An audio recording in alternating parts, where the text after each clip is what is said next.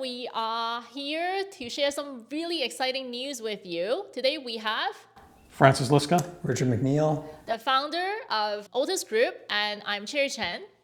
And I'm Cindy Lang. We are the new management of OTUS Group. Today we're here to talk about the challenges the association executives are facing today, and as well as provide some potential solutions that you guys may be able to implement in your associations. Francis, what are the biggest challenges for the associations to be able to better manage their risk? Well, one of the first challenges we often see, Cindy, is people need to get an understanding of what risk management is all about. And at its very base level, risk management is about understanding uncertainties that could impact your objectives. Mm-hmm. And I think, in order to do that, then everyone within the organization should be able to get together, understand all the uncertainties or the issues, so that they're on the same page. And I think I've seen associations that use something called risk register. Mm-hmm. And have you seen that? Yeah, there's two things you bring up there: the risk register, and we'll come back to that in just a moment. But you also touch on something that's very important, and that's establishing that baseline understanding about what risk management is all about, so people are all on the same page, and also understanding what they can do with risk management to make better decisions, because that's the whole objective of it. Coming back to the risk register piece, we've seen some organizations that have a risk register in place, and really what a risk register is a simple tool that you can adapt your own organizational requirements to record your risks as they're identified and use it not to lose track of them and to manage your risks through to the point that they are no longer risks to the organization. What we've seen over the last, say, 3 to 4 years is only a limited number of associations actually have a risk register. And that would suggest to me that there are some organizations out there, associations, that probably would struggle a little bit to get a clear understanding of the current risks or uncertainties that could impact their objectives, or also the opportunities, if you look at the other side of a risk, that they want to exploit to meet their objectives as well. All right, now Cindy and Francis just talked about the risk management side of association. Richard, so with your 18 years of experience in OTUS Group, working with associations, what are the biggest challenges that you've seen all these years that associations are facing? So one of the biggest challenges, which is common in many associations, is not having adequate reserves. Mm-hmm. And that's brought about for many different reasons. One is they really don't know what their reserves are at any given point in time, and they don't have line of sight into their financial management. As an example, we were called in by a client quite a number of years ago, mm-hmm. whose auditor recommended that they contact OTUS because the auditor was not able to perform a proper financial audit because the accounting system wasn't producing statements that he could audit. Oh no! And so we came in and we found out that there needed to be a new financial management system put in place. We put a new accounting system in along with the reporting and internal controls.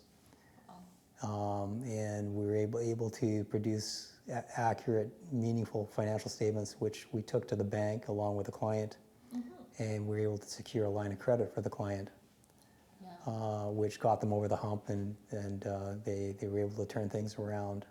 And as of today, they're doing very, very well financially. That's cool. And how many months of cash reserves do they have now? Now? Yes. Over a year. Oh, wow. That's crazy. That's amazing. Yeah. So it looks like financial management system is what everybody should have, not just for associations. It's really essential. Yeah, absolutely. So we just talked about how important it is to have a proper financial management system in place.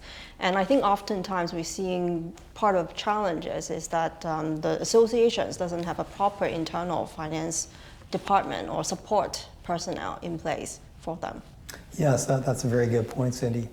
It's really important to have the right people at the right levels within the financial management function. For example, you need a general accountant or a good bookkeeper to be doing the day-to-day transactional work. And it's good to pair that with a virtual CFO or a controller at a higher level, taking a higher level view. And the two we found work very well together. And the nice thing about OTUS's service offering is that we package that together for a fixed monthly fee. So you have two people of the appropriate skill sets working together on a part-time basis. And you get very good value for that because you get the right people in the right roles. Right, You're absolutely. Not paying for sick time or for holiday time or what have you, training costs. And I think with the current economic environment, everyone, like cost of living is increasing.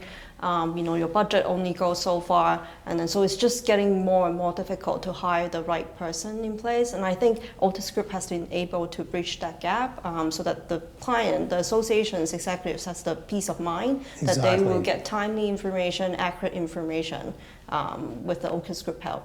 Yeah, no, that's a very good point. So we just heard from Cindy and Richard that the current economic climate is not helping association executives managing their business at all, with the increasing costs, rising costs of wage, salary, and then the changing climate of operating business from essentially an in-office setting to the post-pandemic, either hybrid, to a lot of our clients, they're all completely virtual. None of their staff, association staff would like to come to the office, and making their office completely redundant. I've seen quite a few organizations not adopting any digital format to support this type of arrangement. What have you seen in the marketplace? I would agree with you, Cherry. There was, during the pandemic, certainly a number of organizations that did make a big shift into digital tools, but a lot of people didn't take the time to step back and really consider what their requirements were and to look, and I wouldn't say a lot, but a number of people didn't take the time to step back and really consider their core requirements and look at the right tools that they can deploy to help manage that in the context of the time, where they can save money and get great return for their investment. And of course, you know a number of these things. I'll let you talk about them. Yeah, so for sure, like something as simple as like issuing checks. We still have one client who has one person signing off on checks, paper checks, and sending us payment. So I think that's kind of interesting because in today's world, like you can't have paper check flowing, essentially flowing around from person to person, and you have to track down the check and it has to be mailed. It is a lot of effort. And a lot of our clients have already since adopted digital payment processing system, various ones in the marketplace, and use them fairly easily because the association executives just open up their phone and then hit pay, approve, and that's done.